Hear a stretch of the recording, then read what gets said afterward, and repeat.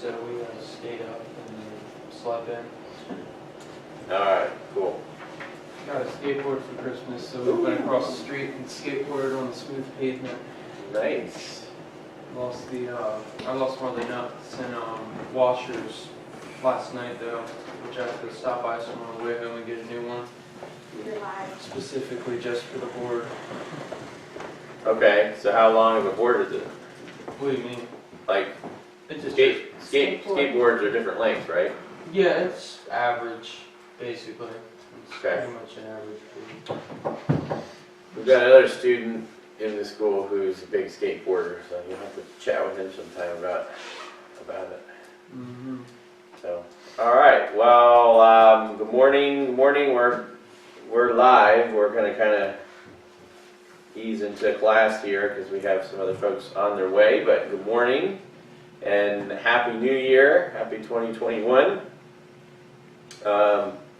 Let's see. We'll start with our. Well, actually, I suppose I should start by saying I think it's Happy Epiphany or Happy Little Christmas. I think they call it in some places, but some people are finishing out their Christmas today.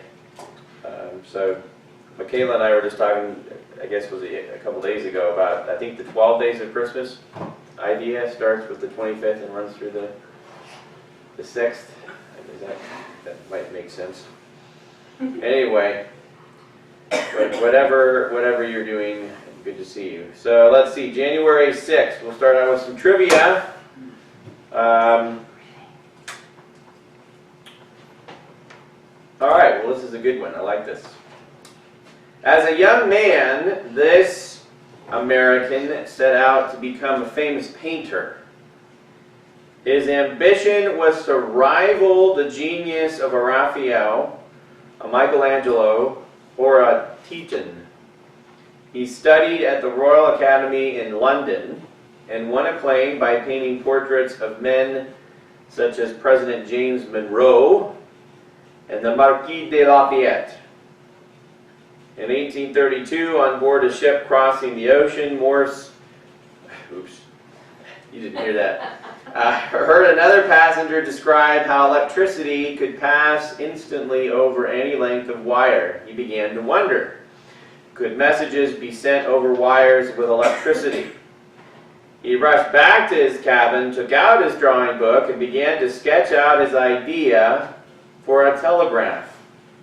He knew little about electricity, but he learned as he went. He used a homemade battery and parts from an old clock to build his first models. He developed a code of long and short electrical impulses, dots and dashes, to represent letters. His invention raised the interest of Alfred Vail, a machinist who became his partner. On January 6th, 1838, the inventors were ready to test their device over 2 miles of wire at the Vail Family Iron Works in New Jersey. Vail's father scribbled, "A patient waiter is no loser," on a piece of paper and handed it to his son. "If you can send this, and your friend can read it at the other end, I shall be convinced," he said. A short time later, his words came out on the receiving end. On May 24th, 1844, an amazed crowd in the Supreme Court chambers in Washington, D.C. watched this famous American demonstrate his telegraph by sending a message over a wire to Baltimore, 35 miles away. He tapped out a quote from the Bible, "What hath God wrought?"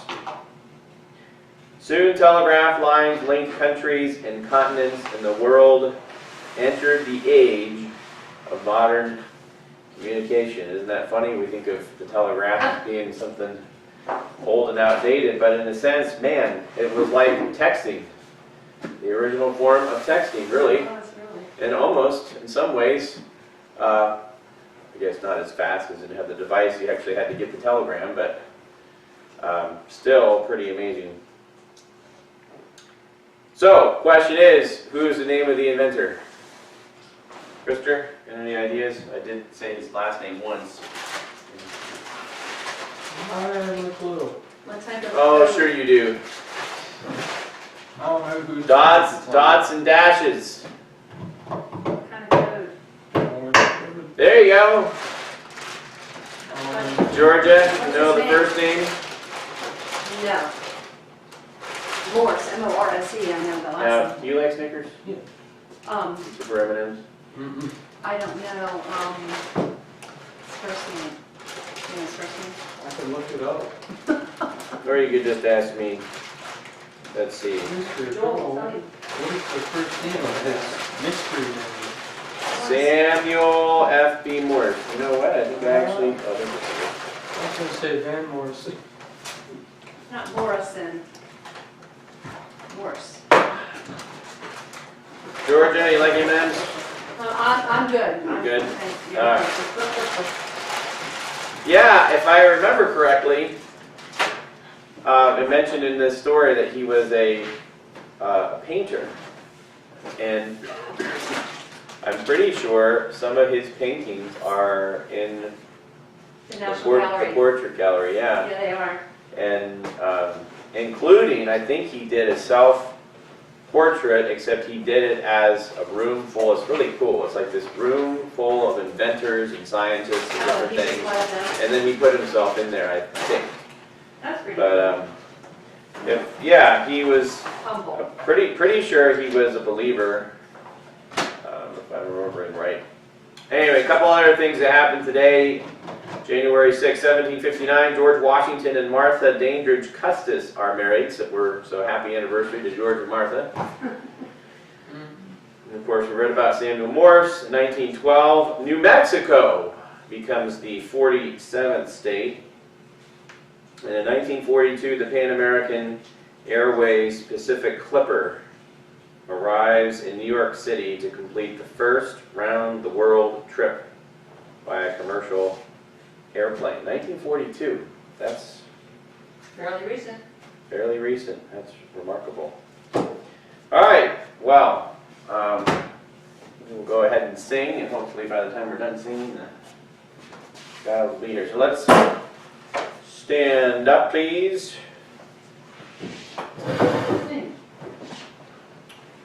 And let's see here. Isaac, do you have a favorite hymn you like to sing? Yeah, okay. He likes anything. You like anything? He loves music, period. All right. Well, why don't we sing number 58? This is My Father's World. I have my guitar today. Oh, 58. Must be shortly.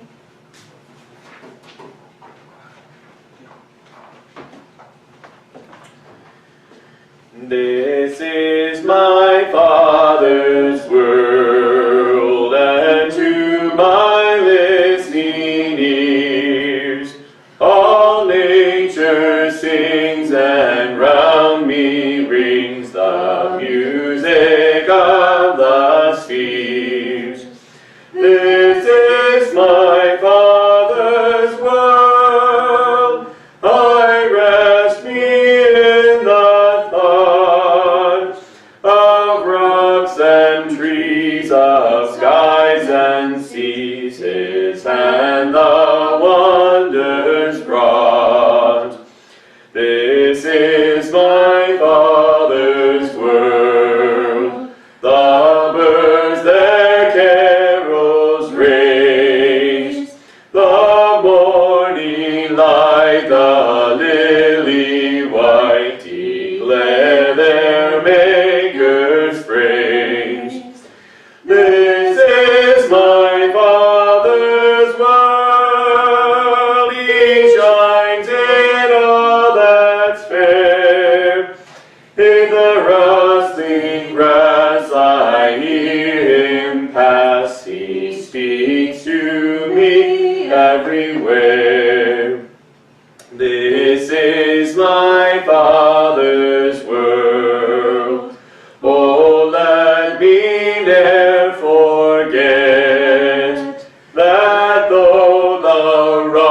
seems also strong. God is the ruler yet. This is my Father's world. The battle is not done. Jesus who died shall be satisfied, and earth and heaven be one. Very good. All right, you may be seated. Let's open with prayer. Thank you, Lord, for the opportunity to come and study your word, and also study our Constitution here in this country, to study the history and the heritage that you have given us, both as believers and as Americans. And just pray you bless our time, bless those who are watching and those who are not able to be here today. Just encourage them and strengthen them, be with them. In Jesus' name, amen. Well, before we get into our lesson today, just a couple preliminary comments. First of all, thank you all for praying for Mr. Cox. He has had a rough couple weeks, really a month or so. But I know he'd be the first person to say that he is grateful for the Lord's kindness and goodness. We texted a little bit back and forth yesterday before he went back to the hospital about the mercies of God, and he is just really grateful for how God is providing and giving him the mercies that he needs for every day, and I think that's true for each and every one of us. So obviously he's not able to be with us today, but he hopefully is on the mend in terms of continuing to get some of these things sorted out with his heart. He's supposed to see an electrocardiologist, the heart electrician, I guess, which I think will be very helpful. The main issue that he's dealing with is what really sent him to the hospital in the first place, and that's this afibrillation, the irregular heartbeat that's causing just a lot of different issues. So he had been on this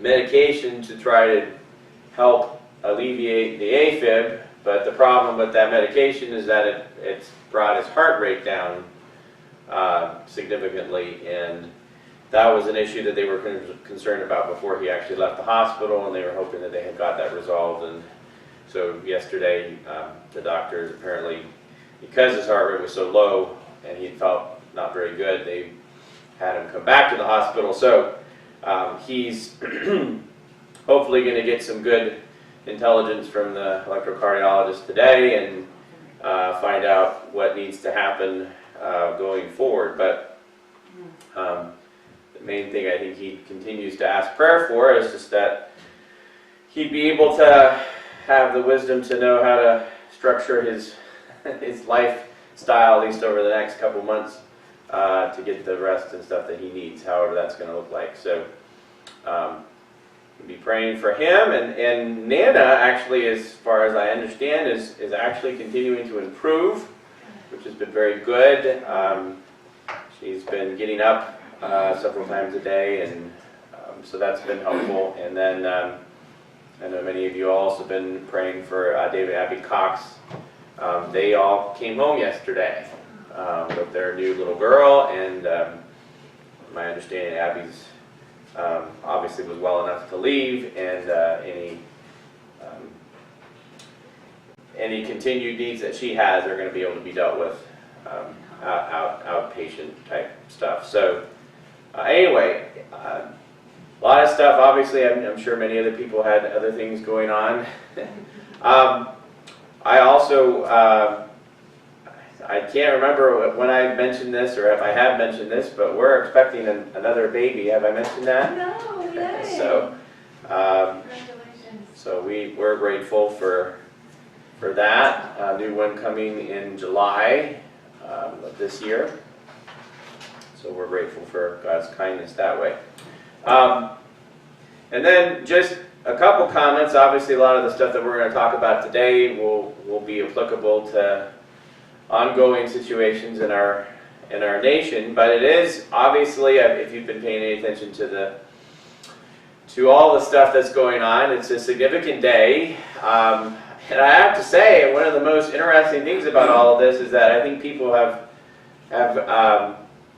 it's kind of like, wow, I didn't even know that all this process actually happened, that there were all these different things, that all these different dates, and it's kind of like, usually no one ever pays attention, after Election Day, but it's a really good reminder that, our system has a lot of different elements to it. The Electoral College is a very unique system, and people are kind of understanding that reality, and so for probably the first time in any recent history, anybody's paying attention to the vote about the electors today. So obviously a very unusual circumstance and situation in the one sense, although it's not unprecedented. It's my understanding is that there has been objections to the electoral vote before in history.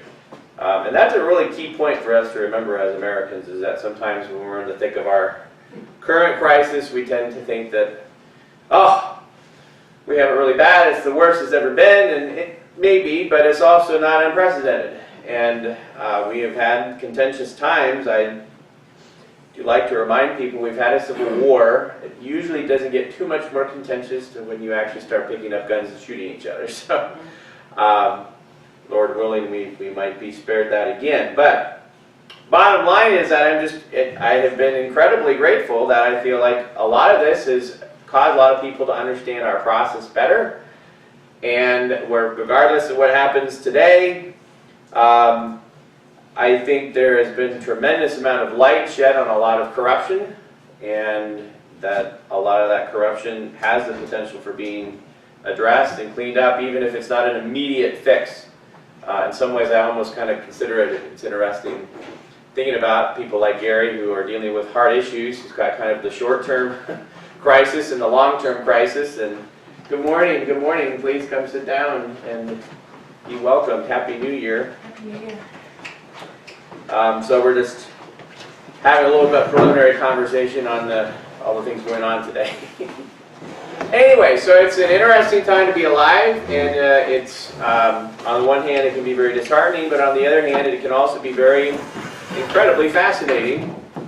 For civics, it's fun to teach a civics class right now, because you're getting all kinds of really good insight into how our process works. So anyway, so before we do anything more, let me just specifically pray for the vote going on in Congress today about the electors. Now, before I do, for those of you who maybe are still trying to catch up with everything and how this process works, and actually I'm a lawyer, and there are stuff that's been talked about that I have absolutely no idea, because it's like we didn't spend a lot of time covering this stuff in law school, because it's just not stuff that comes up very often, but it is there.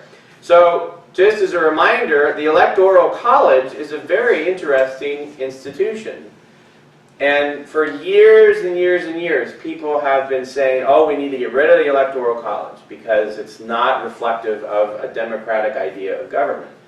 And you should all understand that that's a complete and total lie. That is not true at all. The founders were very intentional in how they designed this country.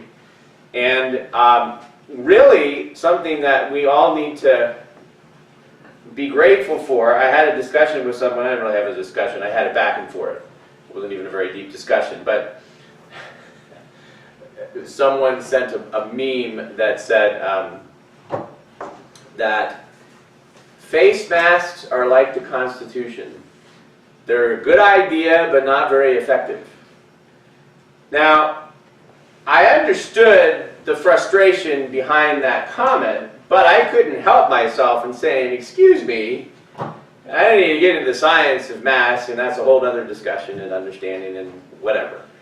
But, as someone who studied the Constitution a lot and is very proud of our Constitution, I'm sorry, no, the Constitution has been very effective. I'll tell you how effective it is. Even when people have abused this country terribly, the Constitution has still allowed for those abuses to be corrected and addressed. Again, I will remind you, we have lived through a civil war as a country, and we still have our same Constitution. Not many countries can say that. That is significant. We have been through lots of crises, and the Constitution has remained a bulwark. Now, how effective is it? It's true, the effectiveness of any government is always dependent on how well the people are functioning and how virtuous the people are. And obviously, the less virtuous, the less righteous the people are, the more government is going to deteriorate. And we are seeing a lot of that right now. But we are also seeing how that initial design, so the reason why I take issue with those kind of statements is that I'm sorry, that's a very flippant attitude, and it shows that you don't have a whole lot of understanding of the genius and the foresight of our founding fathers. And they have given us incredible tools, and we're trying to use them as effectively as we can. So going back to the Electoral College, a lot of people think that on November 4th, or whatever day our elections are, we have a national election, and whoever gets the most votes wins. How many of you think that's true? Whoever gets the most votes wins. Okay, anybody want to agree with that statement? Okay, let me just say, I'm not talking about this current election. I'm just generally speaking, the way you win the presidency in the United States is, do you win the most votes? Most electoral college votes. Ah, very good, Krister. Yes, that is true. So, interesting. Are any football fans here? Like, anybody like football? Like, what sports do people like? Hockey. Hockey. Wow. I don't think I've ever been in a room with a predominant hockey audience. That's pretty cool. Okay, well, let's talk about hockey. All right, so that's right. Of course you guys are hockey A people. little bit of football. All right, well, let's use hockey since you all like hockey. So let's say that, how do you win in hockey? Scored off goals. In what amount of time? How many periods? 3. Okay. So what if I am playing on a hockey team and we're down 3-2 and it's the end of the 3rd period and it's over and I say, oh, no. It should be 4. Because, you know, in football they have 4 quarters. So, and football is a much more democratic game. So we really should switch it and make it 4 quarters, because I think if we had more time, we could win this game. What would the referees at the hockey game say? I'm sorry, Joel, you're not playing football, are you? You're playing hockey. We've got 3 periods, and whoever has the most goals at the end of 3 periods wins. You understand? You're playing hockey, not football. Oh, okay. Now, if you're playing football, let's say, you know, one team scores 2 touchdowns and misses both extra points, and the other team scores 2 touchdowns and makes the 2 extra points. And the other team says at the end of the game, well, gee, it sure doesn't seem fair that just because we have a lousy kicker means that the other team should win. Because after all, that's just one person on the football team. It's not reflective of the whole rest of the team, is it? I mean, everybody else played their hearts out and it was wonderful. We have this lousy kicker who doesn't even practice. So we think it should be changed that we get an extra point on top of our, like a touchdown should not be 6 points, it should be 7 points. And we should get rid of that extra point. And what will the referee say? Well, I'm sorry, that's just not how the rules work in this game. Now, if you want to change football, you can go through the proper, protocol, whatever. So, that's what happens when we have this discussion about the Electoral College. There are a lot of people who are like, it doesn't make any sense that a presidential candidate should get most of the popular vote and not be president. And it's like, well, sure, if you live in a country where the rules are set up that way, but that's not how it works here. That's not the game you play here in the United States of America. You're playing hockey here, not football, or whatever. The way the founders designed it is because, as we have studied in our book, the United States is the United States. We are a federal system.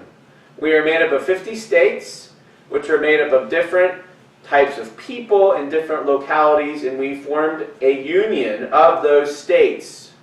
And that is still true. Now, we have been unified. We have a lot of nationalization that has happened. There's not as much difference in some ways as there once was between the states, but the fact of the matter is that we are still a federal government. Where the federal government, the national government has certain responsibilities and obligations, and the states retain the rest, the states and the people. Okay, and as we are all learning, we learned in 2020, we are definitely still a federal society, because, or a federal country, because guess what? You all gone through COVID, you all know Maryland has different rules than New Jersey, and New Jersey has different rules than Pennsylvania, and on and on and on and on and on. And you know what? President Trump probably said it best. He's not the person who's responsible or even has the authority to make unilateral rules for the country, because you know what? That's not what the president gets to do. All the state governors get to do that. And even Mr. Joe, if he ends up taking the helm here in a couple weeks, he's going to be facing the same problem. He can pontify all he likes about what he thinks should be or not be, but it's still going to be up to the state governors to decide what's going on. Because guess what? We live in a federal system. And that's a good thing. It's decentralized. It means that people lower, and we're going to talk about this in Daniel today, there is accountability. You can hold your state governor accountable. You can hold your state representatives accountable. Far easier than you can someone sitting in Washington, D.C. It's very interesting. And the president, okay, so without risk of going on too long here, but, and then of course with the election, guess what? 50 states had elections this year. We're not litigating all 50. We're litigating 6 because we think there's something hokey going on in 6 of them. And the other states are putting pressure saying, hey, do your job. If we had a national election, all that goes away and there would not be any opportunity to do that at all. Can you imagine having one national election? In the current terms and circumstances, that is a huge problem. I mean, and this is something people should take heart in. Think about it.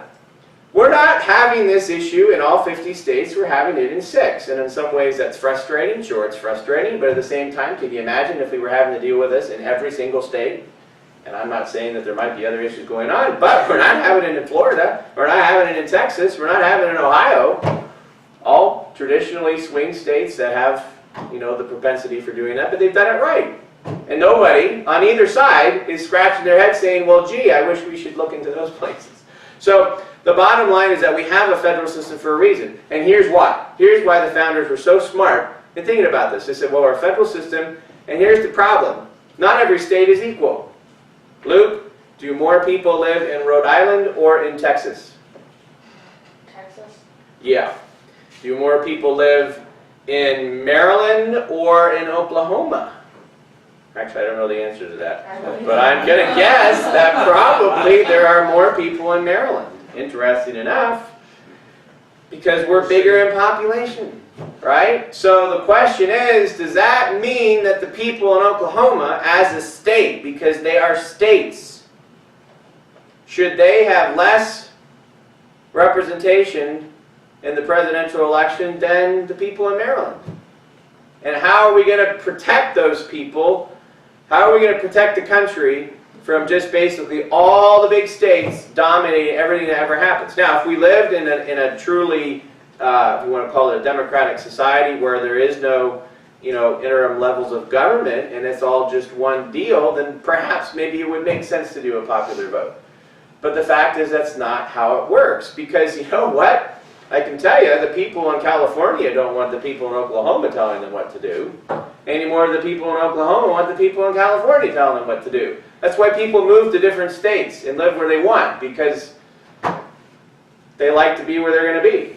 And then there's some of us who moved from Oregon to Maryland and wonder why we ever did that at all, because it's not any different. But anyway. So the bottom line is that it's a check. It's a check on majority rule to protect and to force the president and the presidential candidates, you cannot just go to New York and California and campaign and get them on your side and you're done. It doesn't work that way. You have to go. It actually provides an opportunity to be accountable to everybody everywhere. And as we're finding, even in this election, it can come down to the wire. Even a state like Arizona, 10 votes, 10 electoral votes, that's it. But that becomes very significant in an election like this. All right, so anyway, bottom line is that vote is happening today. I haven't looked at this entirely in real depth, but my understanding is I think there's still a possibility that Mike Pence could potentially delay the vote, I guess. And yeah, those are, a lot of people are having to make decisions that they never had to make before, and I don't envy them at all. Certainly don't envy the vice president. This is a really, it's a tough situation in trying to figure out what the best thing is to do, and I know that Mike will pray about it. I'm sure he's praying about it, and whatever he ends up deciding, I think we need to give him the benefit of the doubt that he's trying to act in the best interest of the country. So, whatever that's going to be. So let's pray right now for all that. Lord, we pray for our country. We know this is a significant day as this vote is taking place in Congress. We pray that no matter what the outcome, we will continue to be submitted to your authority, knowing that you're in control no matter what happens, and that you have a purpose for what's going on. We do pray for courage and boldness for those people in the Senate and in Congress. Lord, help them to follow their conscience. That's the simple reality. If they genuinely have concerns and they honestly think the right thing to do is to object to the election and the election results, help them to do that, and help them not to act out of fear, but act out of acting in good conscience. And we pray for Vice President Pence. Lord, we know he professes to know you and has demonstrated that willingness to follow his conscience, even when it's caused him a lot of heat. So we just pray that he would make the right decision, and that you would just be with him. Help us not to be cynical. Help us not to be despondent no matter what, but to trust in you. We lift all this up to you in Jesus' name. Amen. All right, well, turn to your Bibles. Does everybody have a Bible today? If you don't have a Bible, we can pass Bibles out. Yeah, need some. All right. Christopher, do you need a Bible? You got one on your phone? Matthew. So everybody take your note sheet, and we're going to be in Daniel 6 today. So this is the last of the narrative stories in Daniel's life. The remaining rest of the book is going to be about end times prophecies and that sort of thing. So this is kind of our last narrative, and remember, it takes place after chapter 5, which in this case is chronological. Daniel was an old guy in Daniel 5, so he's an old guy in Daniel 6. He's an older guy in Daniel 6. He's probably in his 80s, maybe even close to 90. But so we're not going to read through the whole passage for sake of time, but just be following along. So it's interesting. Gary's the one who came up with the lesson divisions for this class. He's also the one who came up with the lesson titles. So little did he know that on January 6th for class 7, our class title would be Political Intrigue, on a day capping probably one of the most interesting periods of political intrigue in recent history. So Daniel 6, January 6th, yeah, and then it gets confusing because it's class 7, and oh well, yeah, well, it would have freaked you out if we had 3 6s in there, right? I mean, you didn't want to do that. So, anyway, this is a very, very familiar story. No one is not, even I think, in the general culture, just about everybody has probably heard the phrase, the lion's den, or Daniel and the lion's den. We've all heard this since we were babies, probably. And because we've heard these stories so much, sometimes the impact of them can be lost. But the question I want you to be thinking about today is up here on the board as we go through our lesson, and that's this. Which lion's paws are you living between? Okay? And we'll come to the end of that, the end of our study here on Daniel, and come back to what I mean by that. But that's what I want you to be thinking about. All right, so we'll just jump right in here. So class 7, Daniel chapter 6. So let's start right there. The first truth.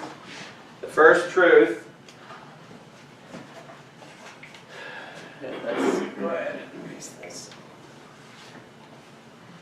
The first truth is this: accountability. Accountability is necessary for any form of good government. Accountability.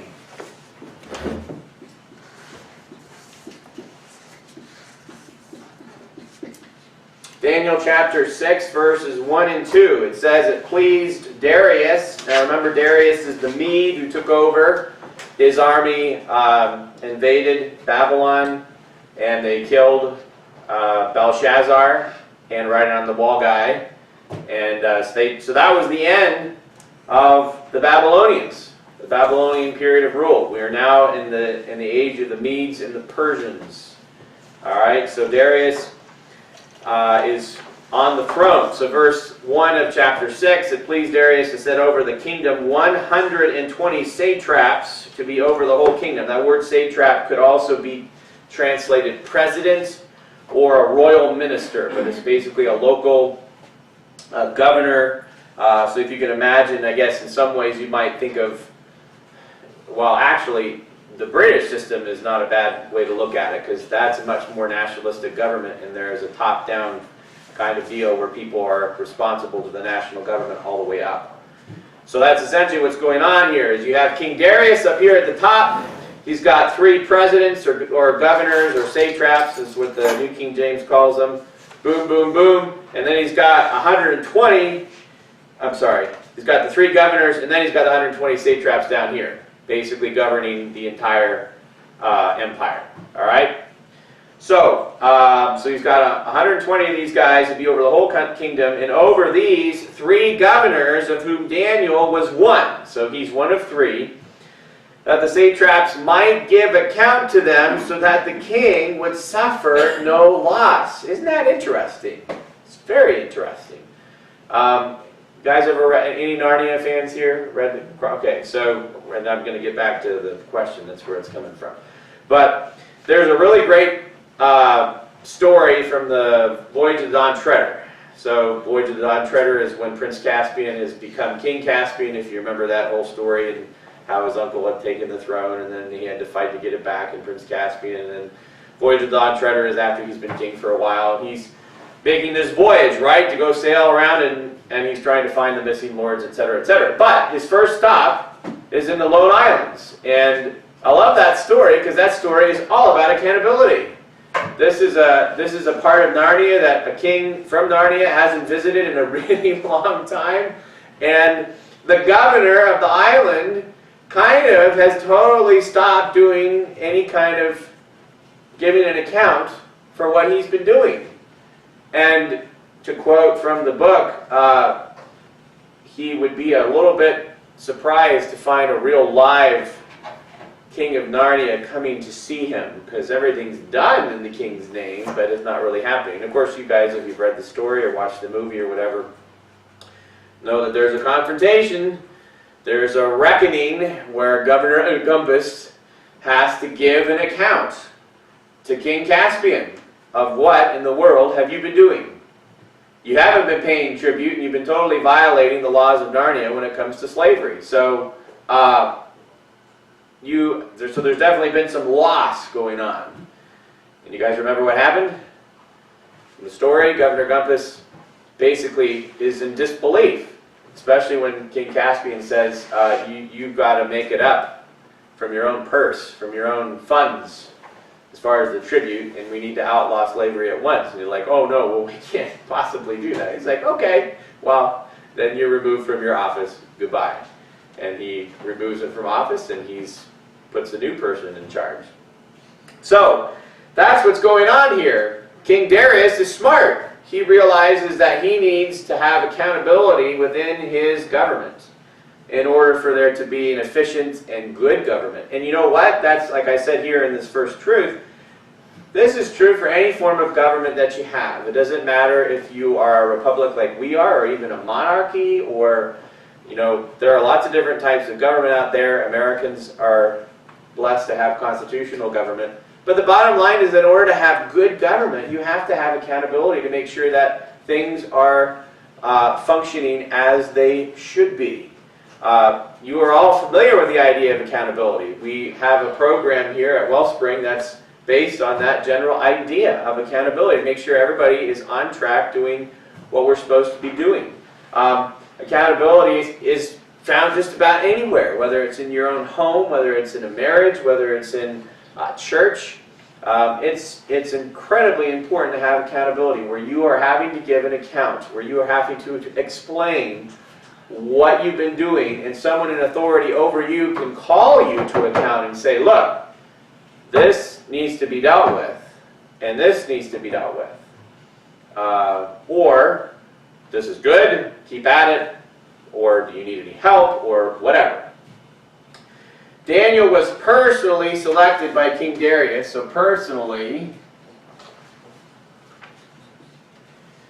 selected by King Darius to be one of 3 governors to whom the satraps, president and royal ministers, had to give an account for their administration. Christian citizens should seek to serve authorities faithfully and with excellence. All right, excellence is our key word.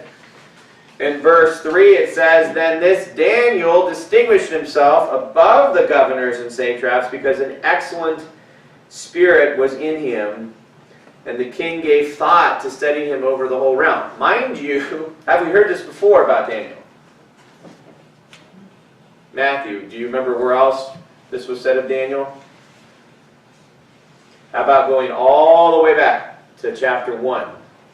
What was said about Daniel and Hananiah and Azariah and Mishael? They were how many times better than the rest of the guys? You remember? Twice as times better. Even more than twice. Anybody else want to take a stab at it? 10. 10, right. 10 times better. In chapter 5, we're told that the queen who came in and talked to Belshazzar about Daniel said that an excellent spirit was found in him. So, from start to finish, remember, Daniel's an old dude. He's probably in his 80s. And people are still saying, there is something about that guy. He is amazing. Now, here's the question. What do you guys think of when you think of excellence? Krister, what do you think of when you think of excellence? A job well done. A job well done. Okay. What else? Luke, what do you think? Or done. Maybe, maybe. I'm not sure. Okay, well, let's see. Let's use a real world example. When you take flowers to someone for your mom's business, or when you guys are working for the florist, and someone gets those flowers and they look at those flowers and say, these are really ugly flowers. Now, I'm sure that doesn't ever happen. Would you say, because, okay, well, and maybe I should give you some background. Let's say you were helping your mom out, or helping the florist out and put together the flowers, and you kind of, you're in a hurry, and you kind of, let's throw this in here, and throw this in here, oh, that looks good, and then off you go, because you're kind of in a hurry, and you deliver the flowers, and then people are very happy. Is that an excellent job or not an excellent job? Not an excellent job. No, it's not excellent, because, sure, you delivered flowers, and sure, the flowers individually might even be nice, but the way that you arranged them was so haphazard and so sloppy that it totally undermines the integrity of the job, right? Now, let's change it around. Let's say that, okay, let's say you put those flowers together like spot on perfectly, but it took you like 6 hours to do that one bouquet, and because that happened, you showed up 3 days late. And you're like, I'm here to deliver the flowers. It's like, my wife's birthday was 3 days ago. I don't want your flowers. Is that an excellent job? No, it's not, because it wasn't timely. It wasn't done well. So, an excellent job is what? When you deliver the flowers, they are beautiful, they are perfectly put together, and they're on time, and you get the right person. That's an excellent job, right? Yes. Yeah.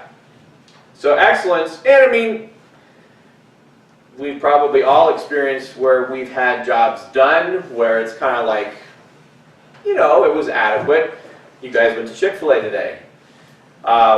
Chick-fil-A really strives for excellence, and I know that because they have those surveys all the time where you have to go through and evaluate whatever, and they're blah, blah, blah, blah, blah, blah. Now, there are some places you guys go to eat where, like, you go to McDonald's and, you don't have a real high expectation for McDonald's, and it really takes a lot for them to mess it up, right? I mean, it's kind of like, okay, so I ordered cheese on my hamburger and I didn't get cheese on my hamburger. Well, that might be a big deal for some people, but I can live with that, okay? Now, so let me tell you a little story about Chick-fil-A. I love Chick-fil-A because I didn't grow up with Chick-fil-A. We didn't have Chick-fil-A on the West Coast. In fact, it wasn't until after I moved here they really started opening up some stores, and they're still not near as easily accessible as they are here.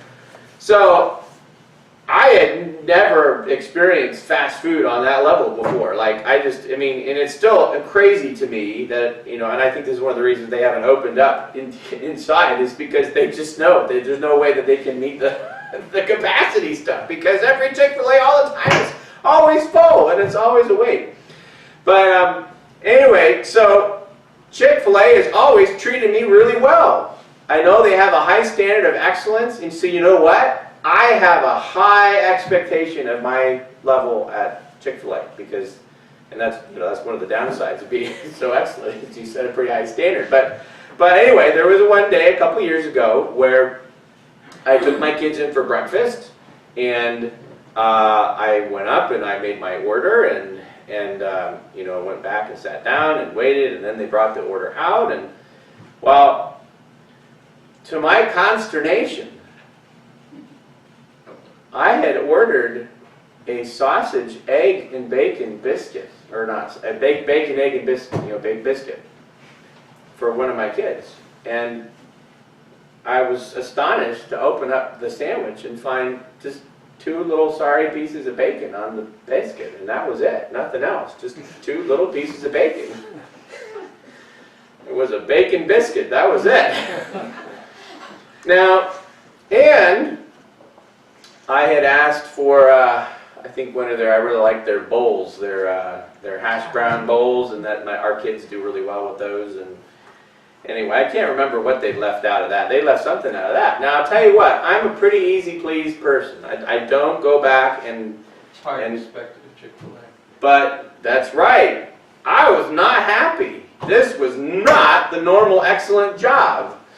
So I went right back up to the thing and said, I ordered this, and she said, oh, I thought you said you wanted a bacon biscuit. It's like, yeah, the difference between the sausage or bacon. I wanted the bacon one, not the sausage one. But I didn't just want, oh, okay. But you know what? The manager is a very sweet and kind lady. She didn't charge us anything for those and gave us another, she basically gave us the right thing on top of that. We ate it all. So, which is always great, because it's like, for easy people please like me, it's like, I'm not so snobby, I'm just going to throw it away. That's why I always feel bad anytime you get your order wrong. It's like, I don't want to really bring this back, because they're just going to throw it away. But anyway, and the smart fast food people, they just leave it there on the counter and like pretend it's not there. And then like, well, are you going to take that? Well, we're just going to throw it away so you can keep it. But anyway, I don't know if we'll ever have those days again. But anyhow, bottom line is you all understand excellence in some form. Whether it's your schoolwork, whether it's going to a restaurant, you have an experience, and you know how to be discriminating. Ooh, we hate that word. Don't discriminate. Oh yeah, you discriminate all the time. And you should discriminate.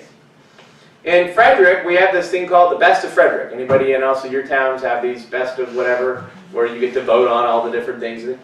You're discriminating against who is the excellent one in your town in that particular industry, whether it's an auto shop or a restaurant or whatever. And it's pretty easy because they make all these little nuances. Who has the best donuts with sprinkles, and who does this kind of pizza? All right. So my question for you is, are you being an excellent Christian? Unfortunately, Christians are not always known for being real excellent. And that's a real shame. Sometimes people who profess Christ are not prompt, they're not exact, they're sloppy, they're in their work or their job, whatever it might be. And if that's the case, that's shameful. Not to you, but to the Lord. We represent the Lord when we go to work, when we go to school, when we interact and engage with people. Are you living your life with excellence? Now, Krista, you said something interesting. You said it's a perfect job. And I understand what you mean by that, because a lot of times perfection is associated to some degree with excellence. But here's the deal. We can't live perfectly. And I think even all of us understand that an excellent job may not necessarily always be like completely without anything. But it's you know that someone gave their best effort, and they used their skills and their talents and their training and whatever it was to do their very best. And you know what? Living with excellence is when you're willing to acknowledge that you did make a mistake. In my opinion, some of my favorite businesses have been businesses that have made mistakes. And that's why I still love Chick-fil-A, because they have always admitted they're wrong, and they have made things right when I've needed them to do that.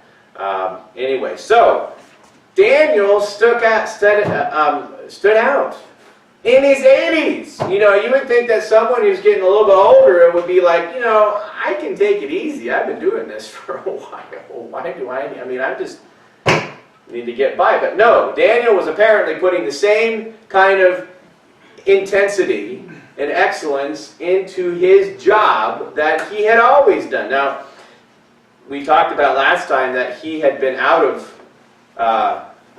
he'd been out of any position of authority for apparently quite a long time. So, you know, maybe he was excited to get back into it. But the bottom line is that he served with excellence, and that was a testimony to the Lord. So, when we're serving our authorities, no matter where it is, including your mom and dad guys, your mom and dad, your school authorities, whoever it is, your boss at work, whatever, you serve with excellence. God says what? I want you to do in Colossians 3, it says you need to do everything heartily. I love that word. But really it means with excellence. You do everything with excellence as unto the who? Lord. Not unto men. That is who you really are serving.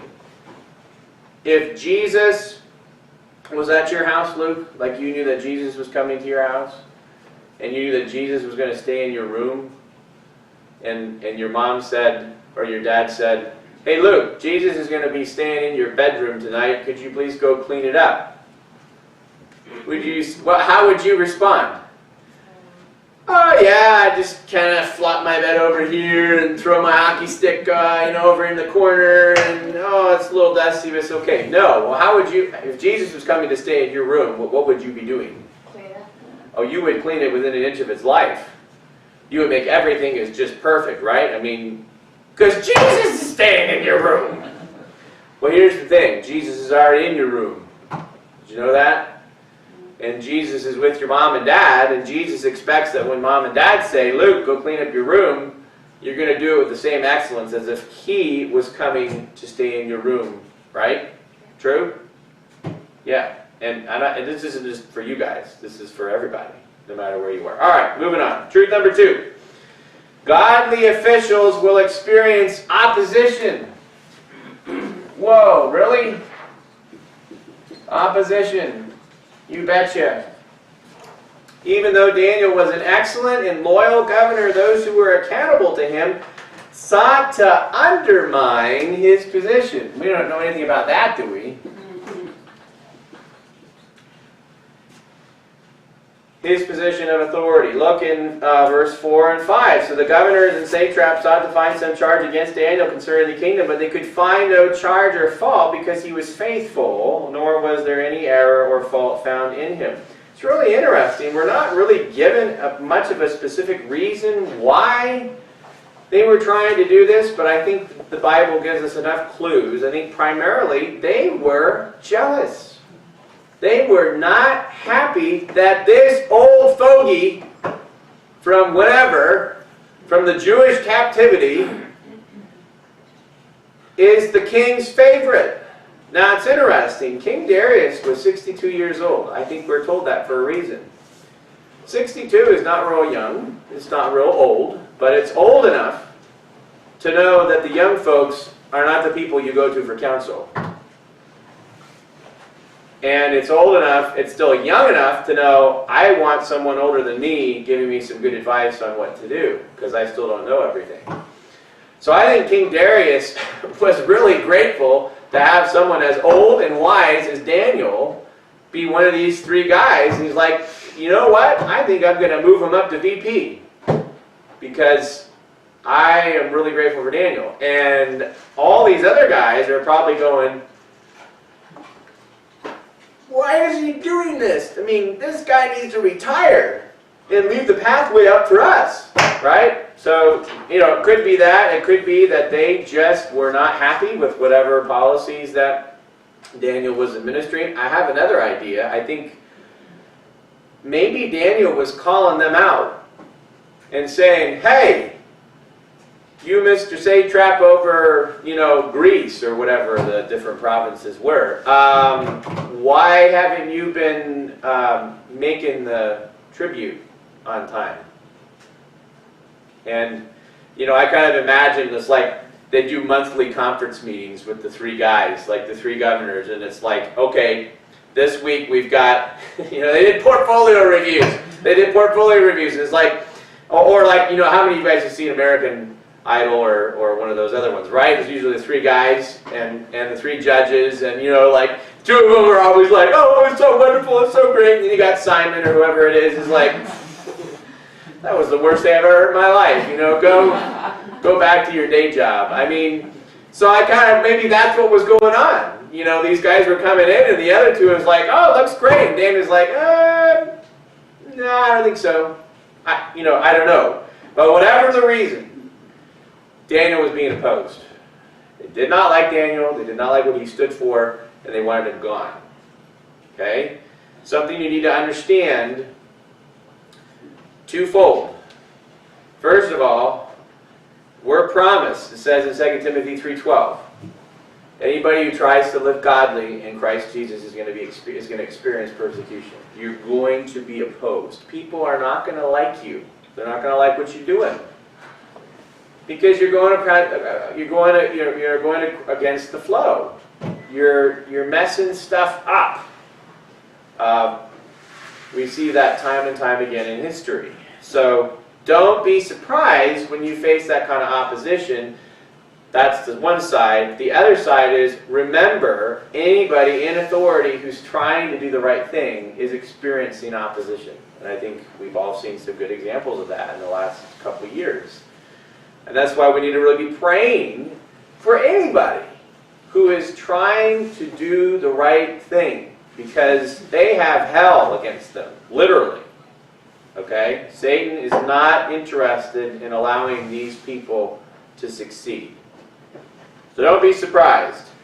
Even though Daniel, or I mentioned that already, and I did have a cross-reference to Genesis 37, which is the story of Joseph. You all remember the story of Joseph, right?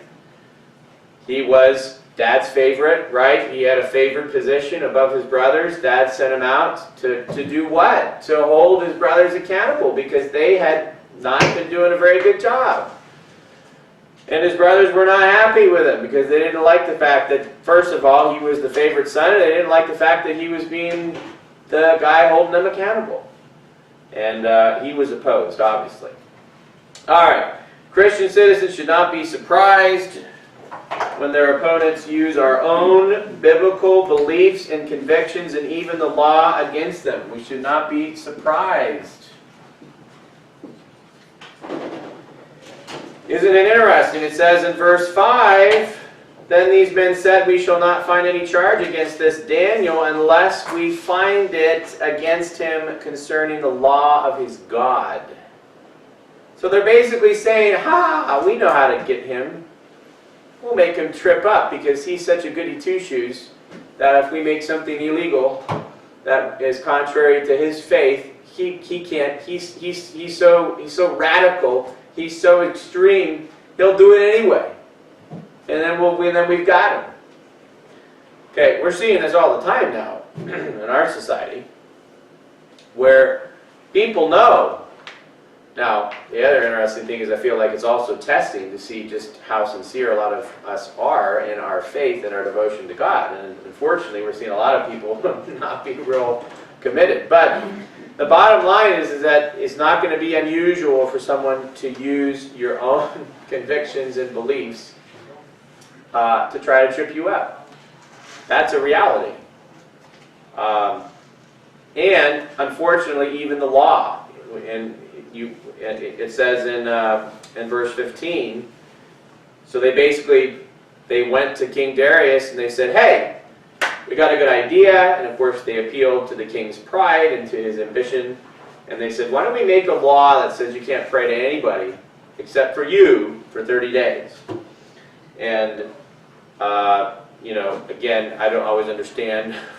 We talked about this in some other lessons, but this is where authorities have to be so careful not to let their pride be what is allowing them to make decisions. And you know, it would kind of make you think that King Darius apparently, but of course from his worldview, perhaps that was no issue. Like, oh well, it's no big deal. Everybody can just put pause on all their other gods for a while, and they can come back next month, and it'll all be good. In fact, maybe we'll make this a tradition. We'll have a person you pray to of the month, and it will be wonderful. It'll be really inclusive. Everybody will feel involved. Well, of course, they knew what they were doing, and unfortunately, poor King Darius. Maybe this is why he liked to have Daniel as his counselor, because obviously he didn't have very good judgment, and he realized it. He realized that he'd been had. And he was not excited about it, and he tried really hard. He had his lawyers pouring through the book saying, what can we do? What can we do to get Daniel out of this? And these guys, these snakes, came back and said, King, we hate to bother you, but, you know, this is what the rule book says. You've got to do it. Yeah. Isn't it interesting how wicked men can exploit the law for their own purposes? It's very sad. It's true. It can be done. That's why the effectiveness of any law, anywhere, is only as good as the people who are involved in applying it or making it. So, what does that mean?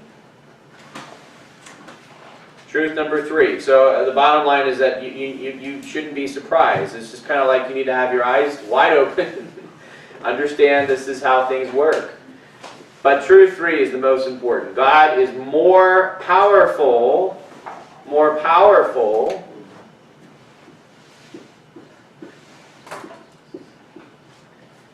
than any political plot or big cat. Had to get the science in there. The big cats. I like big cats.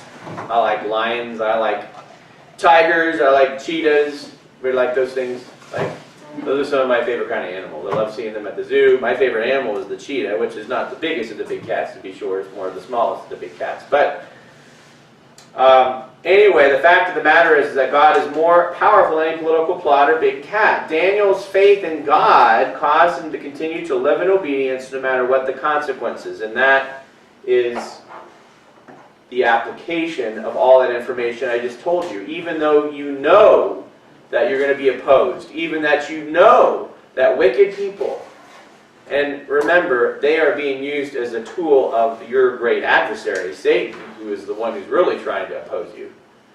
They're going to use your own convictions and beliefs and these things against you, but that doesn't change how you operate. That doesn't change how you operate. Consequences is your next blank. When you guys are playing hockey, and you're playing against, anybody ever played against a rough team? Yeah, we've all experienced that. I played soccer a lot growing up. So it doesn't matter what the sport is, you will play against some rough crowds, won't you? People who will not follow the rules. People who will trip you. People who will check you. People who will hit you from behind, right? You know what? Who's ever played with a dirty ref? Yeah, refs who don't call things. So here's my question. Have any of you, in the middle of a game where you're playing against some rough characters, you're playing with a ref who's obviously not calling anything, who's obviously biased towards one side, have you ever thrown down your sticks and just walked off the ice and said, we're going home, we're not playing anymore? No, I bet not. You know, you've probably felt like it, but you've never done it, have you? Because guess what? That's the surest way you're going to lose the game, isn't it? You're going to forfeit. No, that's not how we do things. Or let me ask you another question. How many of you have started banging people on the head from behind in response? And you start breaking the rules. Because like, hey, if they're going to do it, we're going to do it. Because the ref's not calling it anyway. Of course, in those situations, the ref always calls you, right? But the bottom line is that that's not how you play, is it? Even if the other team is breaking the rules, even if you have a ref who's corrupt or not calling things, you continue to play in the game, and you continue to play your heart out until the whistle blows, right? Love the movie Miracle. U.S. team had to go up against a very corrupt Soviet team. Now, they were good hockey players too. But they had to face it, and they didn't give up. They didn't give up just because there were shenanigans going on here and there. And the bottom line, why am I saying this, is because Daniel didn't read the decree. I love what it says in verse 10. It says, now when Daniel knew that the writing was signed, he went home and he had a good cry. Oh, no. He went home and he wrote a Facebook post about how evil and awful all these satraps were. No, he went home and he circulated an email talking about the incompetence of King Darius, who was such an idiot in signing this stupid thing. Or, more serious, he went home and said, well, I guess that's it for me. I better start preparing my funeral arrangements in the lion's den. He didn't do any of those things. What did he do? He went home in his upper room with his windows open toward Jerusalem. He knelt down on his knees 3 times that day and prayed and gave thanks before his God, as was his custom since early days. He went home and did what he always did. It was another day in the life of Daniel. He kept playing the game. He hung in there. He wasn't going off the ice. He wasn't going anywhere. All right, so they wrote their law. Okay, well, I'm going to keep playing. God wants us to be obedient. He wants us to keep living consistently, no matter what the circumstances are that we're living. It doesn't mean we don't pay attention and potentially try to, and we talked about this at the very beginning of our class, but it is so important that we understand that. You don't need to be despondent, and you also don't need to compromise, and you don't need to start fighting fire with fire. You don't change your game plan based on what other people or what even authorities are doing. You keep being obedient to God in the way that He wants you to do.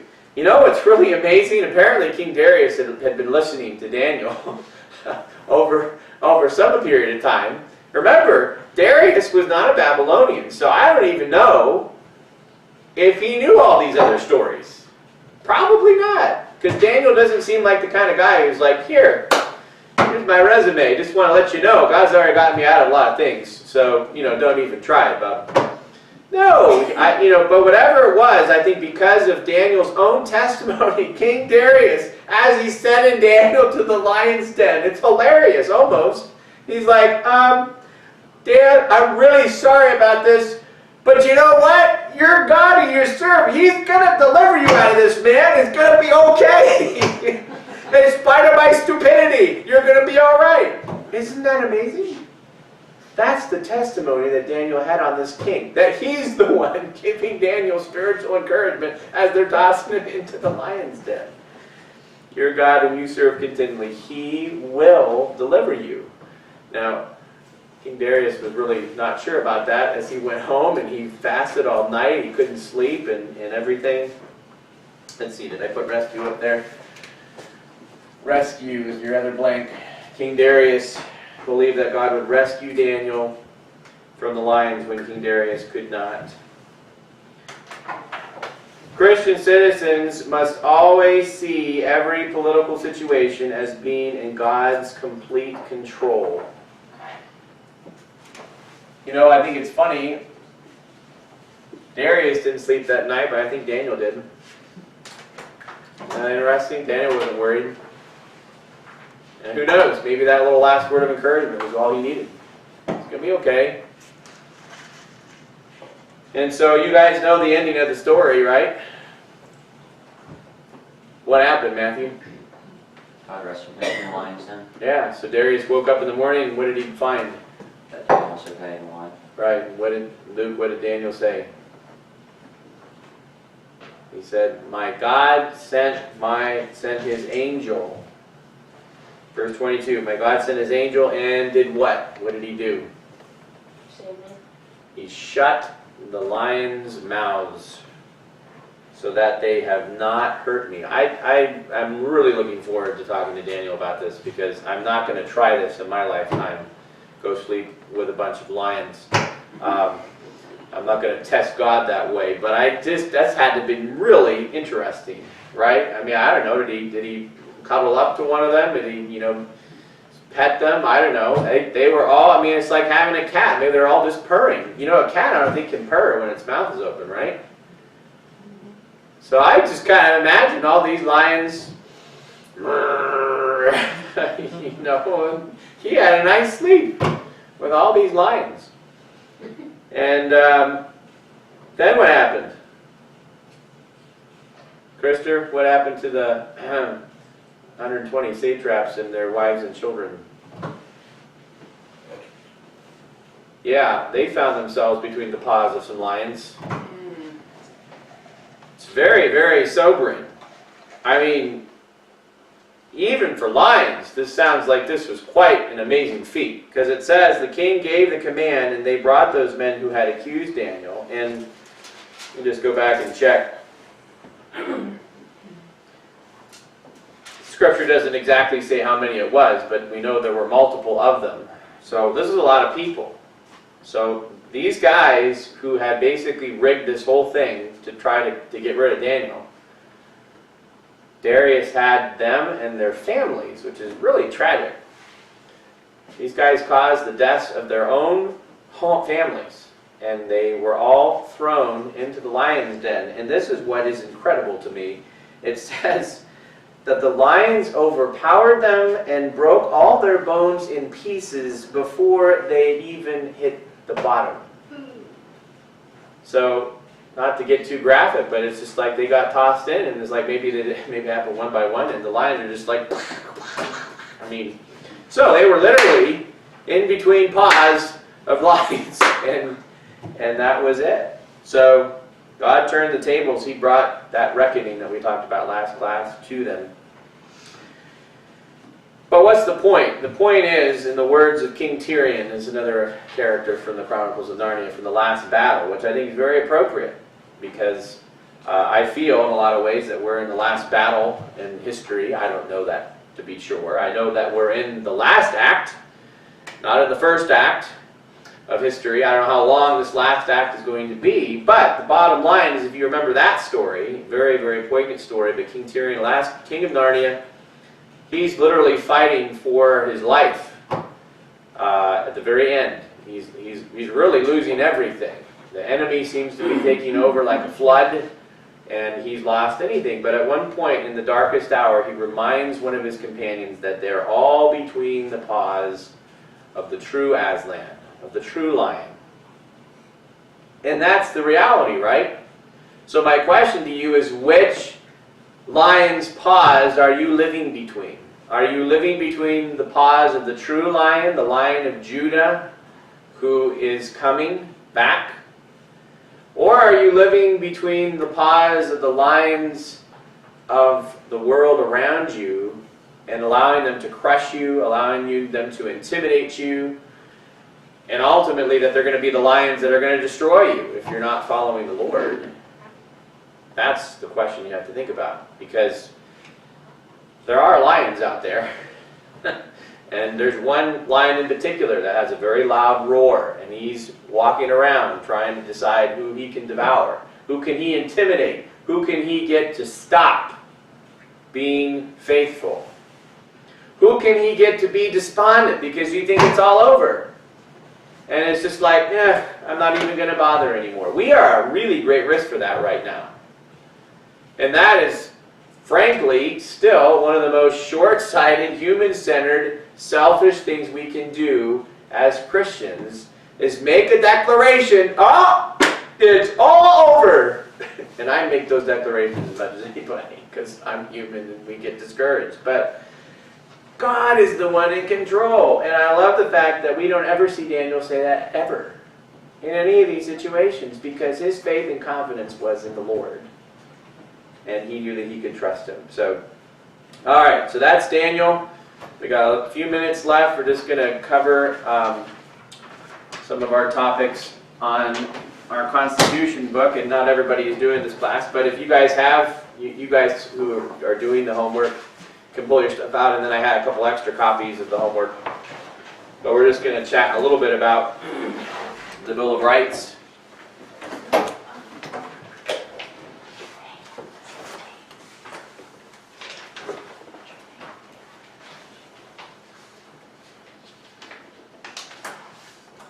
All right, so just real quickly, who can tell me a good definition, and doesn't have to be Matthew or Luke, it can be anybody. Who can tell me a good definition of the Bill of Rights? What are the Bill of Rights?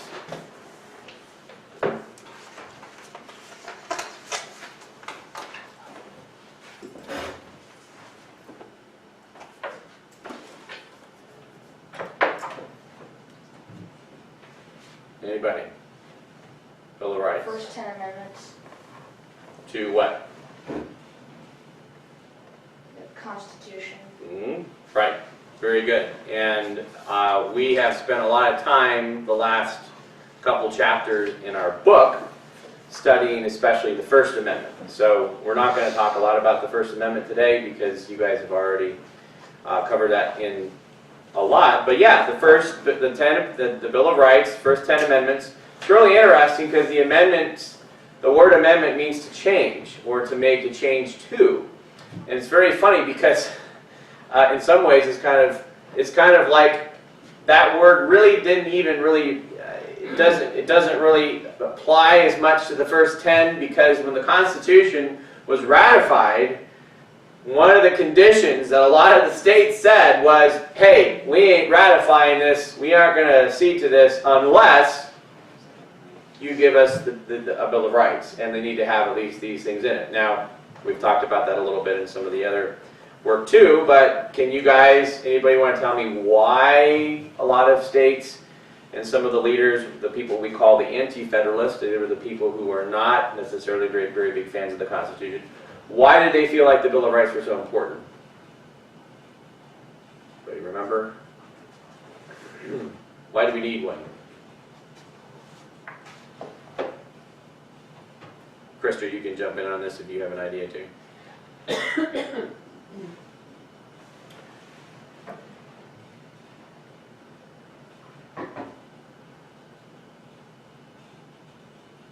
What were they afraid of? They were afraid of tyranny, yes. In particular, so Luke, Patrick Henry was one of those people who thought we needed a Bill of Rights, and so his concern was that for years and years and years, we had all these rights that came from England, and a lot of the state constitutions, or the colonies' constitutions, or their charters, or whatever, had these different Bill of Rights. In Virginia had some. And they were very clear in stating, look, these are some of the God-given rights that we have that the government has to respect. And Patrick Henry was concerned that if we had a national constitution and there was no Bill of Rights, what might be the assumption? Well, under the old way of doing things, maybe you had the right to free speech, but doesn't say that anywhere in the new Constitution, does it? Right? So the concern was that we were going to lose those rights. Now, the contra to that, the other side, was people like James Madison, who were no strangers to any of these sorts of things. He said, well, wait a minute. No. you guys are getting it all wrong. It's not that, that's not what's happening here. All the states still have their Bill of Rights. It's still all there. This is just saying what the powers of the government are and the responsibilities are. It doesn't do any of those things. And what if we start listing all these rights and we leave one out? And the government says, ha ha ha, you didn't put that one in, so bummer for you, you forgot one. So Madison was concerned that he didn't want this to be an exhaustive list. Now, I love it because that's the way we lawyers work. We have this little thing called discovery during a lawsuit, and that's where the other side gets to ask the other side, you give us all the stuff that has to do with these things so we can look through and find any evidence that supports our case. And you make a request for discovery. And when you make those requests, you've got to be really specific and make sure you get everything. And of course, the trouble is that we lawyers get carried away, and we say, well, we want all these, and we want all this, and all that, and oh, by the way, if we forgot anything, it didn't mean we didn't mean that either. So that was the big debate, right?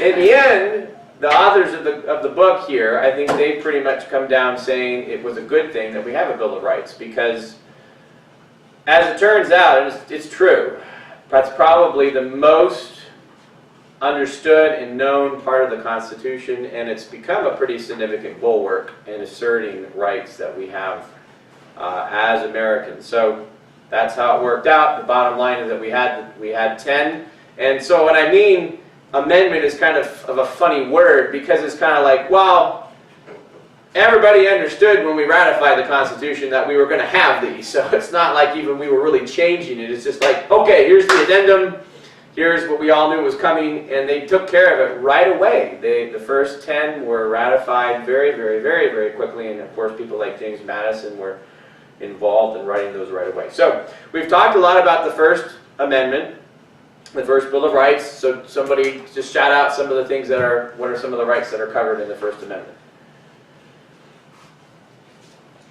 We already mentioned one today.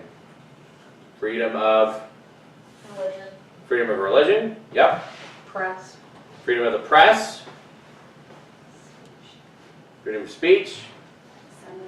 Yep. We've got one of those happening even today to address what? Grievances. Grievances. Yeah, and that's what I love about the founders. They didn't expect this was all going to be a bed of roses. So they want to make sure we had opportunity to do that. And thankfully, we still are able to do that. So, all right.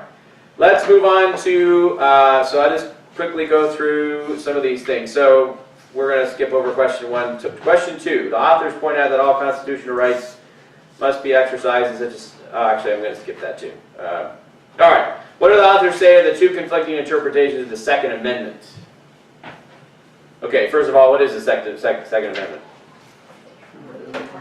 Right to bear arms. I'm exercising my right now, right? Is that what they were talking about? Poor people like Nick Vujicic, who doesn't have any arms and legs. He's in real trouble. What are we talking about, Luke? Guns. Guns. Yeah, not necessarily even just guns, but guns. What else? Weapons, right? Arms. If you looked at the history, right? People who had arms to arms to arms. That meant you get your weapons and you defend yourself, or you come and fight, right? So, what's the actual? So go ahead and look at your constitutions. They're in the back of your book there, Appendix 2. So Amendment 2 says, a well-regulated militia, being necessary to the security of a free state, the right of the people to keep and bear arms shall not be infringed. So you guys, those of you who read the book, do you guys remember what are the two ways that people interpret this? And we've been wrestling over this over the years. Do you guys remember how we interpret it? One group of people says what? That the right to bear arms only applies to who? The military. Right, or what we call now the state militia is a little bit different than the national military. State militia is something that we've kind of lost the concept of. But that was basically a volunteer from different people, you know, heads of households or whoever needed to be in it. They were joining as a group to defend and protect themselves. The state militias were very, very important during the Revolutionary War. They're the ones who were called, for instance, the Minutemen at Lexington and Concord, the very one of the first battles of the Revolutionary War. Those were the militia that had come and stood and were intended to, as a collective unit, protect and defend people. Some people liken the state militias more to the National Guard, but that's not even really true either, because the National Guard is a nationalized branch of the United States armies. But bottom line is that some people think it's not intended to be, well, just because only an organization, only the militia as a group has the right to weapons. And other people say, no, it says you need a well-regulated militia, and that means that every person should have the right to bear arms. Because if the militia is made up of the people, then the people need to have the weapons to make up the militia. That's their argument. So there's that different tension that's been going on, and so what do you guys think? Based on the reading of the amendment, what do you guys think? Which is the better argument? Do you think everybody's supposed to have right to a weapon? Or just collectively as a group? What do you think, Matthew? Everyone. Everyone? How about you, Luke? Everyone. Does everybody have a right to a tank? No. Why not? Isn't that an arm? Isn't that a weapon? If I want to build a tank in my backyard, We live in a condo. so you probably can build a tank in your backyard. Okay, now I'm going to play devil's advocate a little bit, which just means I'm going to push your mind, because I have had these discussions with people. I remember I had a discussion with a relative once when I was criticizing President Bush's automatic weapons assault ban, whatever it was. Back in his presidency, there was some particular weapon that he was in favor of banning. And I criticized that and said I thought that was a restriction on our Second Amendment rights. And my relative said, well, what are you saying, Joel? Do you think everybody should have a nuclear weapon in their backyard? You know, does that freedom extend to everything? And that's an interesting discussion. But the bottom line is you can't really have that discussion unless you've first settled the point, well, is there a right to have a weapon as an individual citizen? Do I have that right? You have to start there. And then you can maybe work out to, okay, are there reasonable restrictions on those rights? And of course, that's an interesting concept and discussion, and that goes back to question number 2 we didn't really talk about, where we do understand that there are restrictions and limitations in how much you can exercise a particular right if you are what? Not infringing on other people's rights in the process. So, you know, if you can keep your tank contained and only bring it out at bear season, I don't know. I can tell you what, one thing that I think is ridiculous that anybody gives any credence to, the founders did not mean this in terms of hunting. That is just stupid. There is no context whatsoever, and I mean it is far more reasonable to assert that it's a collective right than to say, oh, it was only meant for hunting. No, this has absolutely nothing to do with hunting. This has to do with having weapons to defend yourself, which means killing and shooting and hurting other people if you have to, not animals. You can use it for that too if you want. All right, so those are those kind of discussions that you can have about the Second Amendment. All right. Interesting, I did read an article that the Supreme Court is likely to continue to start trending towards being supportive of the Second Amendment again. Amy Coney Barrett especially has been very, very solid on upholding the right of the Second Amendment in her jurisprudence. So we'll see if that pans out. All right. Number 4, which amendment do the authors say is presently outmoded and seemingly unnecessary?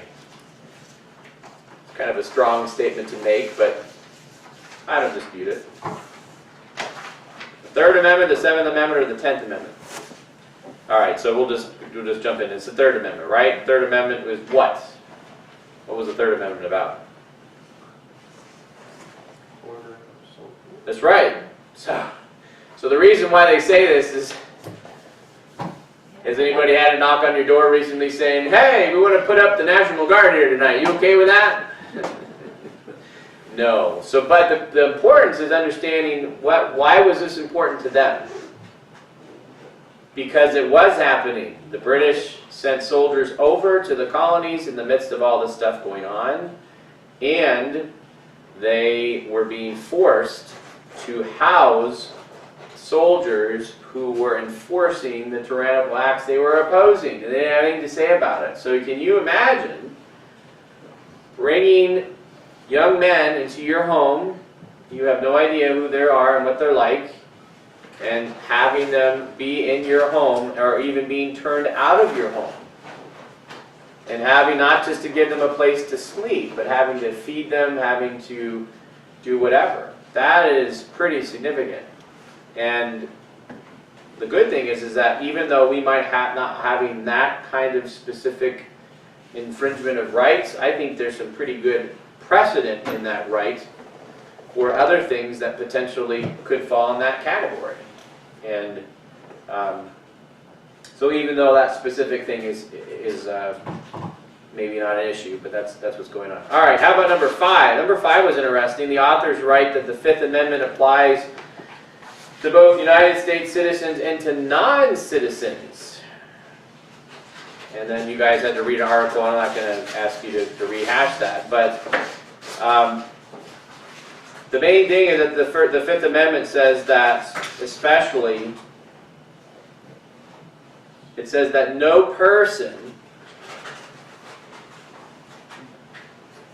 be deprived of life, liberty, or property without due process of law. This is one of the things I love about our country. And, you know, there's a lot of discussion about the rights of people here who are not citizens. And one of the things we have to be careful is to not always look at something, we tend to get into one box, and then we view everything else in that one box. So I can tell you that when the founders wrote this, they were not necessarily only thinking of the illegal immigrant here who's broken all kinds of laws and all that. That wasn't what they were probably thinking of specifically when they wrote this. But they did choose to use the word person. And one of the things I love about our country is that we have such a high respect for God-given rights. This lends to the argument that the founders understood that your rights did not come from the government. Your rights were inherent because you are a human being created by God. So that means that even if you're a tourist here from Japan and you're not a citizen of this country, we are not going to do to you what they do in other countries to foreigners who don't know how to work the system. We are not going to take your passport away and make you pay bribes and throw you in the slammer until you figure out how to navigate the system. That's not how we do things here.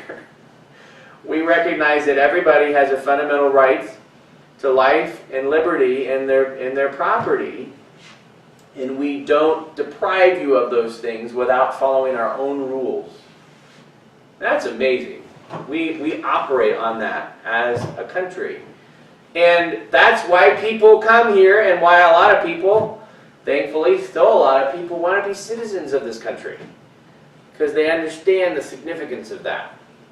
Now, having said that, just because the Fifth Amendment says that, doesn't mean that you get all the other things that other people get that are getting these days. By the way, yeah, it doesn't say in there anything about a citizen or a non-citizen being able to vote. Okay? And the Constitution makes those distinctions.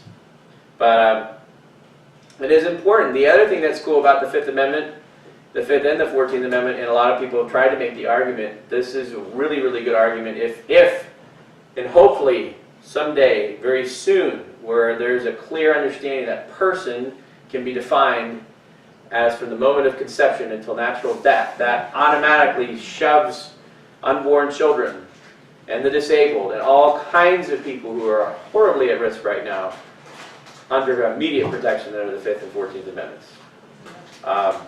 That's one approach that a lot of people have tried to take. Now, it's interesting because one of the things that you guys learned in this course, and one of the things that people don't really think about a lot, is that the Bill of Rights, who are the Bill of Rights primarily supposed to be a protection against? Who are the Bill of Rights trying to protect against? Are they trying to protect against other people? Luke, can I walk up to you and say, "Don't you be mean to me like that, Luke. I don't like what you said. You violated my constitutional rights." Tyrannical government. If you say, yeah, well, specifically, but just to finish that line, Luke, if you said, "I think the Seattle Seahawks are the dumbest team in the history of sports," and I said, "That is so offensive to me, Luke. You can't say that. I'm going to sue you for violating my constitutional rights." You'd laugh like you're laughing now and say, "Mr. Fischer, you're an idiot." And I'd say, "I'm offended by that too." Okay, we talked about that last week, right? You know, just you have the freedom to say things. I can't assert my First Amendment freedoms against you, Luke, because you're another citizen. Now, there are certain circumstances with the whole freedom of speech thing that we talked about where, you know, in some other sense, you have the ability to, I might be able to prevent you from saying something, but, or I can't go up to you and say, "Hey, Luke, you can't tell me not to own a gun." And you'd be like, "You're right, I can't. Why are you even bringing this up?" Right, so it's not intended to prevent other people from violating our rights. Is it intended to keep the state governments from violating our rights? No. No, no, no, no, no. And that is where a huge shift has happened in the last 50, 75 years. It was only intended to be a bulwark against the federal government. The federal government is not supposed to be running roughshod over these things. We have a little thing called the doctrine of incorporation, which is where the state government, where the courts, the Supreme Court, has said, okay, well, hey, we're going to start applying the Bill of Rights to the state governments too. And it's important to understand that the reasoning behind this was noble, it was well-intentioned, because they were trying to help implement some of the things that have been done to try to get rid of slavery. And of course, we know a lot of the history behind how a lot of state governments did not honor those things initially, and that's very sad. But at the same time, unfortunately, there's been a huge focus on taking these things and applying them to the state. So that's going back to our discussion about the definition of a person. Under current American jurisprudence, what the courts are saying, I think it's a good argument to make that an unborn child should be defined as a person and therefore has rights under the 5th and 14th Amendments. But I think a better approach is to allow states the jurisdiction they already have, which is to say, hey, we don't like abortion, we're getting rid of it. Great. And then you don't have to have this discussion. Then they can even have their own, I mean, most of these people have almost identical language in their own constitutions. And they can say, hey, and you know, and that's where I still am finding a lot of encouragement, because there are a lot of states like Louisiana, that are continuing to move that trend. And one of my biggest prayers for the Supreme Court is that the court only do one thing.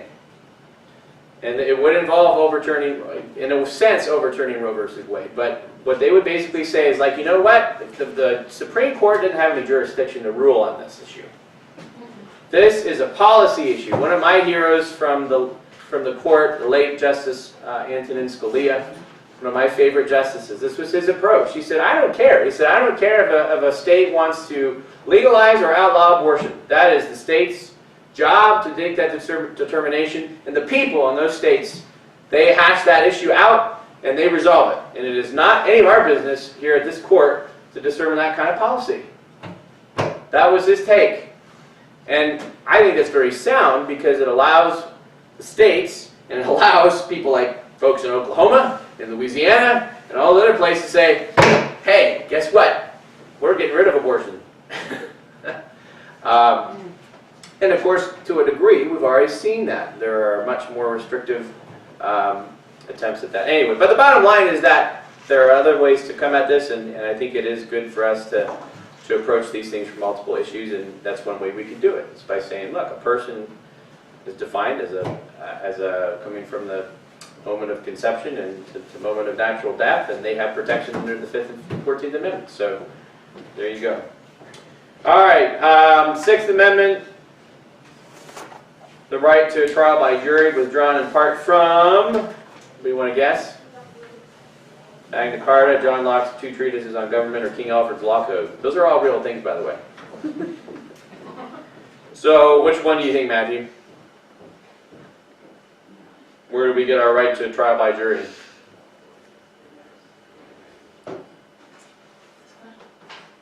The English one. Right, Magna Carta. Magna Carta goes back to the 1200s. Pretty cool story. You've all heard of Robin Hood, right? Yep. Prince John. Anybody watch the Disney version growing up? King Richard the Lionhearted. Right, so this is the situation. Prince John became King John. I think because his brother never came back. He was having too much fun in the Crusades over in Asia. But anyway, he overstepped what were traditionally the bounds for the English monarchs even that day. And I mean, you guys want a culture shock. It's amazing all the things you couldn't do. Meaning, we get concerned about freedoms now. The freedoms they had back then were, I mean, the monarch had a lot of stuff that he could do. I mean, this is before we were still under a feudal system where only a few people had property.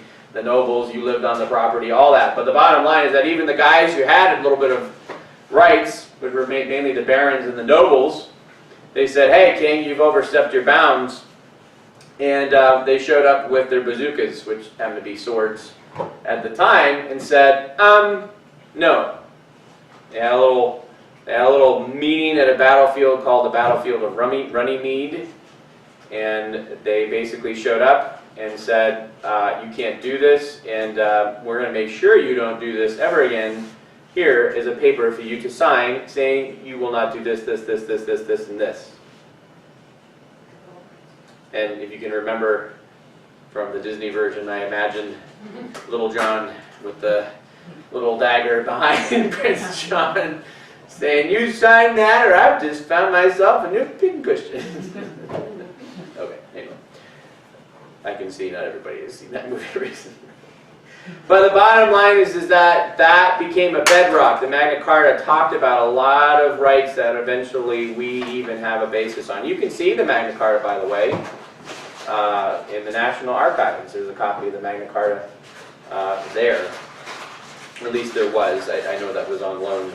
Maybe it's not there anymore. But anyway, one of those is the right to a trial by jury. And that's really, really important. All right, so wrapping up, 7th Amendment. Yeah, these amendments are so important because they're, you know, when you get into criminal law stuff, some of the most important rights we have, some of the most sacred rights we have, and probably most frequently asserted and needed are those rights that come from the 6th and 7th Amendment that provide protection against misuse and abuse of the criminal law system. I learned when I was in law school, I was blessed to have a criminal law professor who had been a prosecutor for many, many years, and who had also been a defense attorney.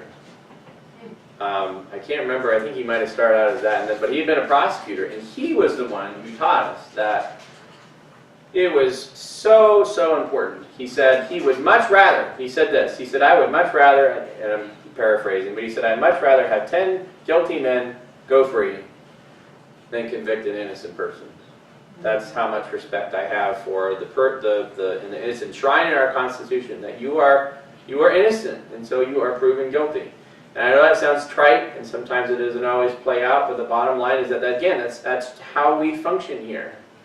And it's so important. Nowadays, we are so bad at basically not adhering to that, especially in social media and culture. We basically conclude that, oh no, I know all the facts, I know there all is to know about the situation, and I'm going to be upfront and honest and say that's why, even with this whole election fraud stuff, we have a system for why we go through this to make sure that we know what's going on.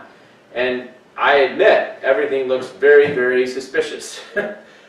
But people are doing their best to make sure we go through this process to make sure that things are done correctly, and that's why with any of these sorts of things, you can be glad for the constitutional rights that you have in the 6th Amendment and even the 7th Amendment that basically say, look, An overbearing prosecutor can't just come in and say, I don't like you, I don't like what you did to my girlfriend, I don't like what you did to my dog, and therefore I'm going to, use the power of my office to basically make your life miserable. And unfortunately, that sort of thing has happened. The good thing is that even in cases where that's happened, because of the rights that we have under the Constitution, we've been able to get those things sorted out. So, all right.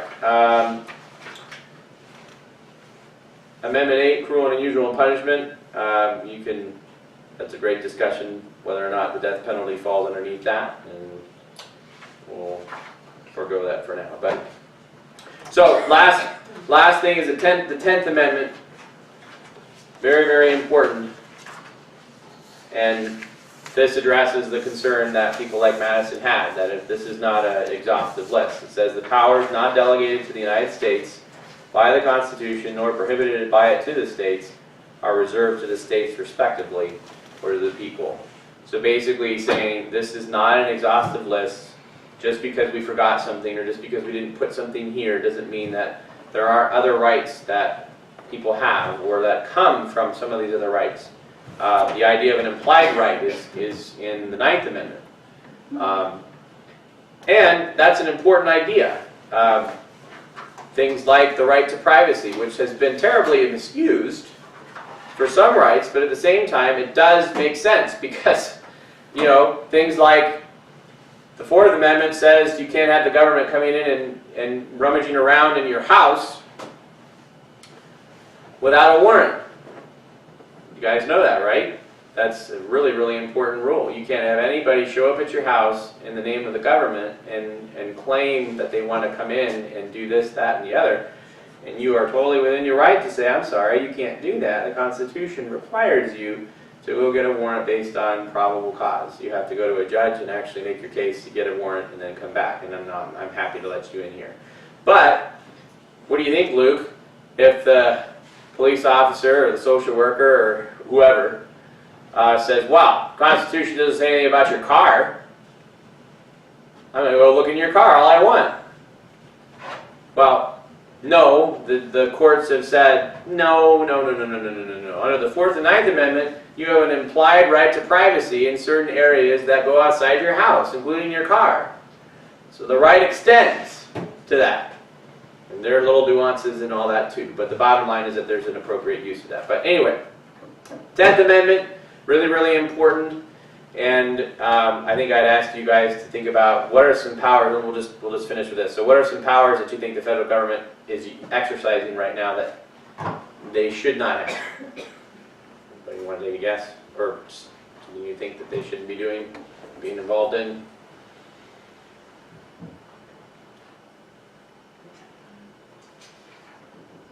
Nobody has any ideas? What do you think, Krister? What's the power of the government that you don't think that they're properly using?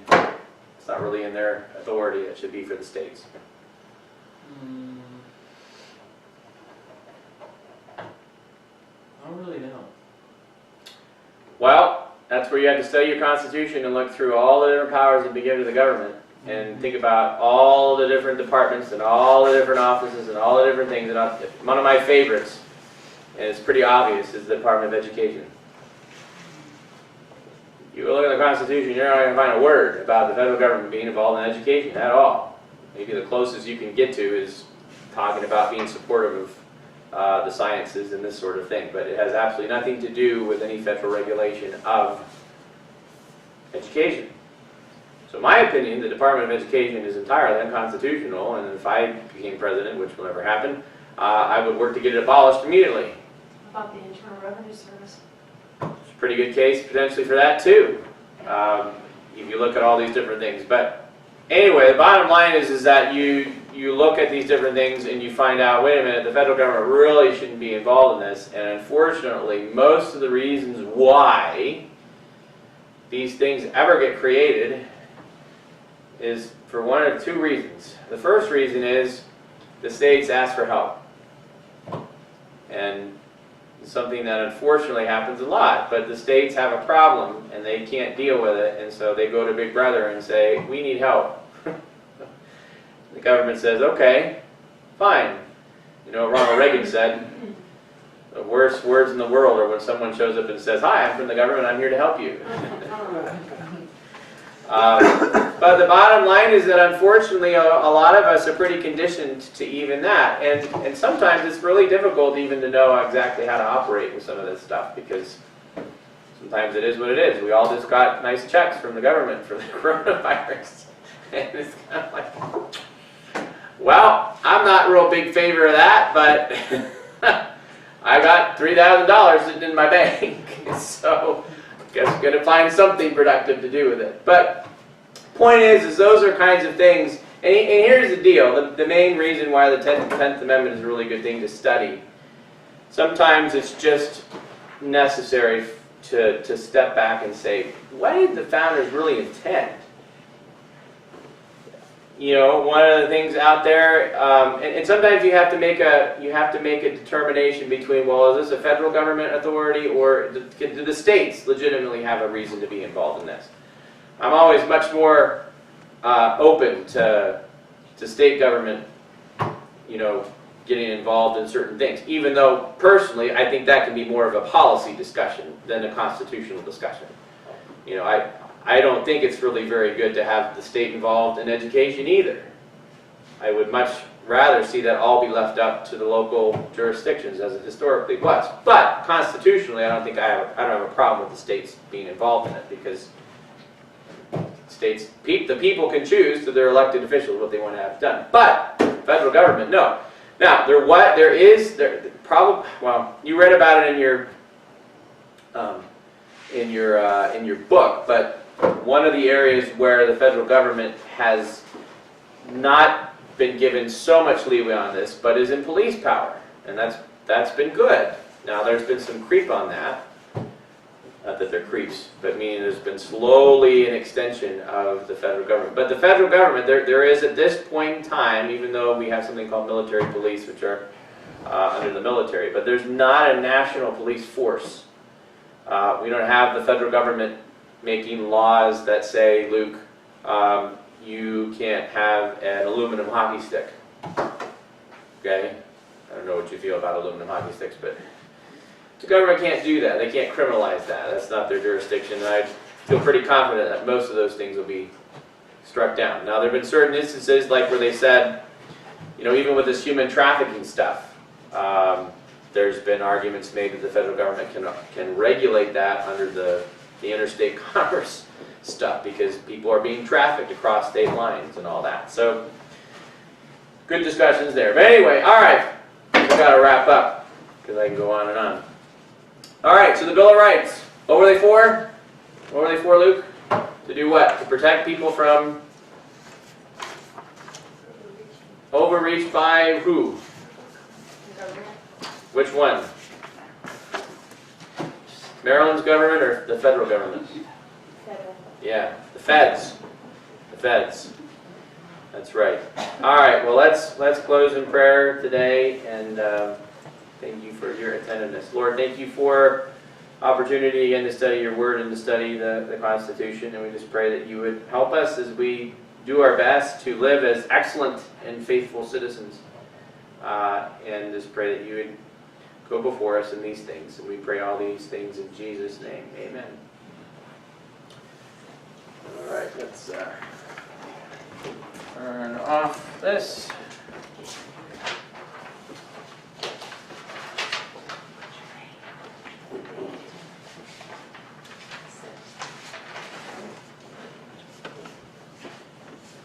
All right, so